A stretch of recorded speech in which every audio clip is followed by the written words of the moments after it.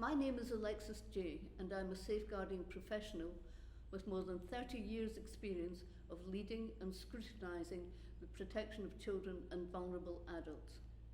In July of last year, I was asked by the Archbishops of Canterbury and York to make recommendations to them on how to make safeguarding in the Church of England fully independent, including the scrutiny of safeguarding.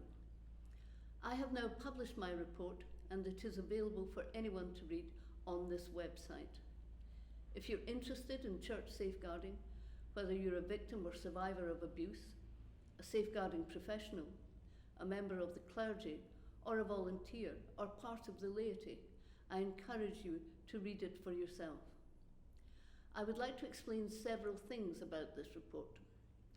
First of all, my work was not a review, nor an inquiry, nor a consultation. The Archbishops asked me to make recommendations on how to make safeguarding and the scrutiny of it truly independent, and this is what I have done. My recommendations are based on the conclusions I reached after hearing a wide range of views on the strengths and weaknesses of current arrangements, and by drawing on the findings of the independent inquiry into child sexual abuse, which I chaired for 7 years and in which the Anglican Church was one strand of investigation.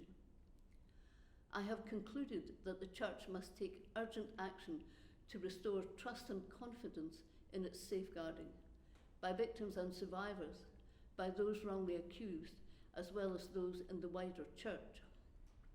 I have identified multiple concerns about the present system, including variable interpretation of guidance, poor data collection, inconsistent supervision of safeguarding professionals, and inequity of funding of safeguarding across the 42 dioceses.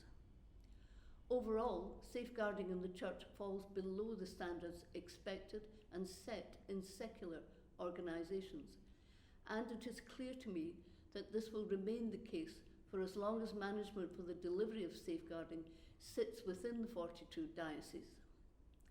I wish to be clear, however, that these shortcomings are not a reflection on the individual safeguarding professionals I met within the Church. Rather, they reflect the structures and processes these staff work within. Structures and processes which must now change.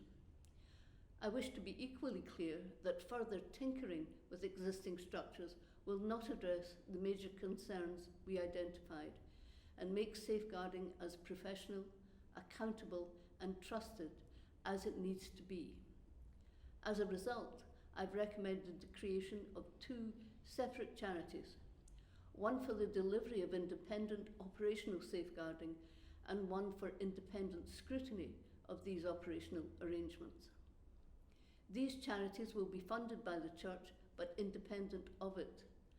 And this will ensure their decisions are implemented in full, that scrutiny will be fully independent, and that there will be an unambiguous change in culture. I have also recommended that the General Synod passes a measure which creates a duty on all Church institutions and on all of those who work or volunteer for them to refer all safeguarding matters to these charities and to implement their decisions.